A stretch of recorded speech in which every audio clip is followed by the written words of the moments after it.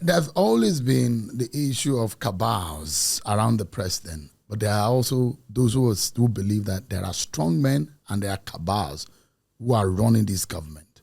Who are those cabals, Mr. Ononuga? I don't have any cabal. Are you one of them? I'm not I don't belong to any cabal. I don't think this president has a cabal. If people say cabal, maybe they mean people who he sees every day, who work with him, his aides, but I don't think they're a cabal. This president is a man, is a man of his own, and I don't think he has any cabal people around him at all.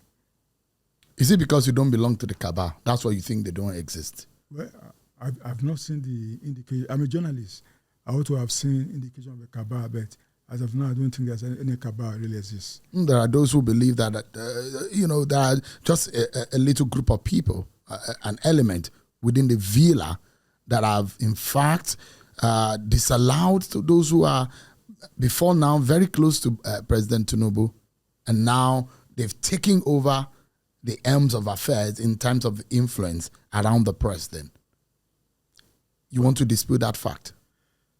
No, the president has aides who work with him. I don't know what they mean by all that. He has aides who work with him, and those are the people he sees every day. I don't think that they have. I don't believe that they have constituted a cabal yet. From what I'm a journalist. From what I've seen so far. Well, I mean, the meaning of cabal, it sounds a bit elevated, but it's just a clique, a political group of people who are very prominent and very, very powerful. I've not seen signs of that yet. You don't think that some people are aggrieved within the APC that have been pushed away? Well, when you say push away, maybe you mean that maybe they've not been given appointments and things like that. But I said, well, when you talk about cabal existing, I don't think it doesn't exist. I believe that a lot of people who have been left out now, will sooner or later get appointments into this government. I learned that about over 7,000 appointments that the president can make. I'm not even sure he has made 1,000 appointments yet. So there are still many, many appointments to make sure that many of our party members will work hard to ensure that we have this presidency are rewarded. So you see, the thing is still open, and many people will be touched by what the president will do. How do you react to those who have criticized this government as being nepotic in his appointments? As being? Nepotic. You need to prove that. What do you mean by nepotic? So let's go by the appointments within the economic sphere. The appointment of his former friends, those who have served with him in the CBN, in the Ministry of Finance. And these are strongholds. I mean, those who believe that some of the agencies that hold sway on our economy, they're former Lagos boys. Well, you call them Lagos boys, but why do in Lagos, did they not yield results? I see a president, you see, in this country, we sometimes misplace our argument by saying, oh, the president was appointed this and appointed that.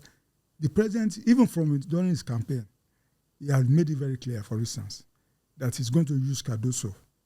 He kept saying it, that he's going to use Cardoso. And you can see that he didn't make a wrong choice by putting Cardoso in the CBN. He kept also saying he was going to use Wale Edun. And he made you can see what the efforts Wale Edun is making to make sure that this, as the coordinator of the economy, the efforts is making to make sure the economy is put on the right footing. A president will choose people he believes in, who has shown some experience, who has shown success in the past, who he believes can do the same thing at the federal level. Must they be from one part of the country? They are not from one part of Lagos. One part of Cardoso is Lagos. Edun is Ogun.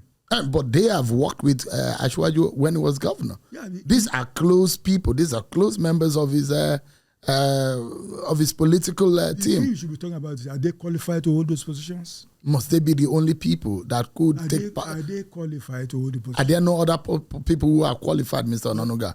If you are a CEO of a company and you want to employ people, you better go for people that you know have the pedigree, who have done this, demonstrated that they could do this job, and so that you don't begin to experiment. So are you saying that it is only those who have come from the places where the president picked them are the only ones who are qualified? No, I'm not saying they are the only people who are qualified. But as a CEO, he felt that he'd be more comfortable. He has seen them doing this job before, and that he could do it, replicate it for the federal government at the center. So that's the reason. More important is that competence. Are these people qualified? I think they are. On the altar of nepotism. It's not nepotism. I said, what's nepotism? Putting your relations and people in office. Are they his relations? Has that not happened? Relations? How many of them? I said statistically, how many are we talking about? His in-law. How many? How many in-laws? Should that happen? Should that ever happen? Does he have? Should that ever happen, Mr. Ononuga?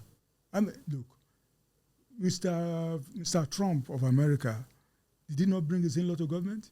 Did he not bring his son? Did he not bring his daughter to government? Is he right? It depends on what you're talking about. I said statistically, how many? And you don't think that this could be nepotism? It's not. It's not because it's not. When you want to describe a phenomenon, it has to be in a large number. When you're talking about few appointments that qualify for what you're talking about, is not. To me, it's not a problem. Are you satisfied with the role you are playing with Bwala Tinubu? With the way? The role you are playing with Bwala Tinubu in politics? I'm operating my comfort zone. And I'm doing a lot of work for him, and some of them behind the scene, and so on, and I'm satisfied. Perhaps there are those notions who believe that maybe you deserve a bigger role. You don't think so? No. Well, I'm okay. Let me tell you something. While we were campaigning, and people were asking, what do you want to do? I said, well, I said, I want to stay where I belong. And that's in the media. And that's where I am today. And I'm performing my duty. Mr. Ononuga, there are those people like former governor of Kaduna, El-Rufai, and some northern strongmen who did not make it into the cabinet. And they are gaining a lot of recognition outside of this government.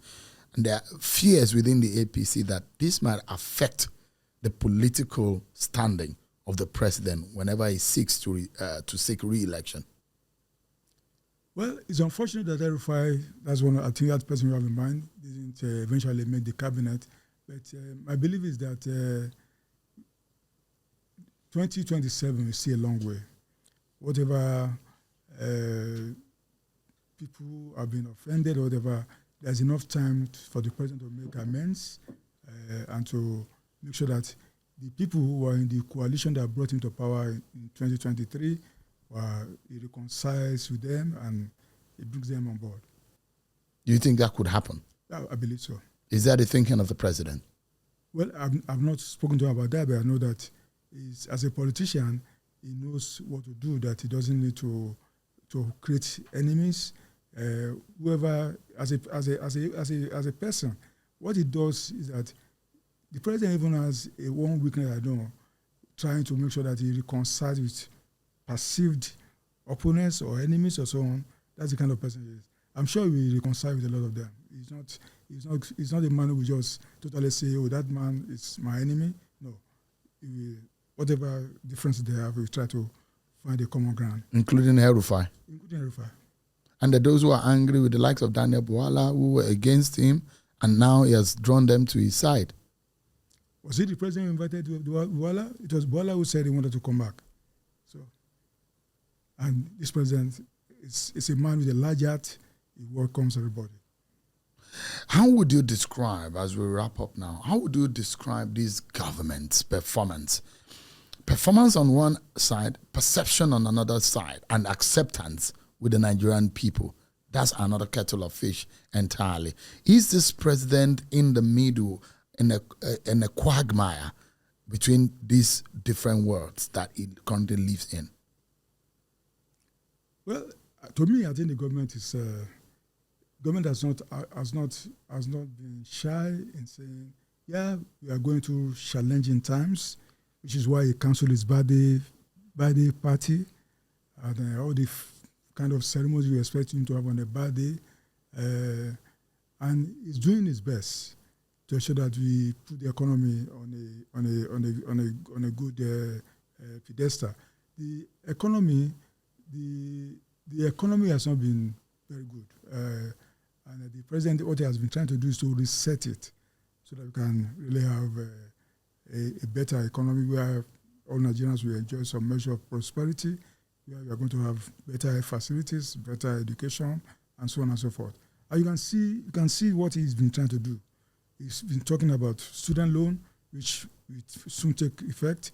He's talking about giving Nigerians social security, giving unemployment benefits to our jobless graduates and so on. So many programs that I believe that are key to ensuring that Nigerians do enjoy some measure of prosperity. And he's talking about growing our economy to 1 trillion. 1 trillion, not naira, but in dollars.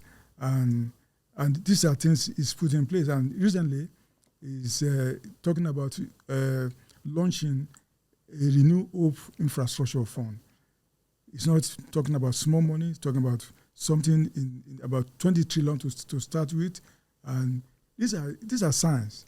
And very, very, very soon, the Minister of Budget will be going to the National Assembly with a supplementary budget about 35 critical projects that Renew Hope Infrastructure Fund will take care. So this government is very serious about ensuring that it leaves a legacy for our people. It leaves a legacy of prosperity, of good and solid infrastructure, something that Nigerians, after 2027 or 2031, they say, oh, during Tinubu, XYZ happened to the glory of our country.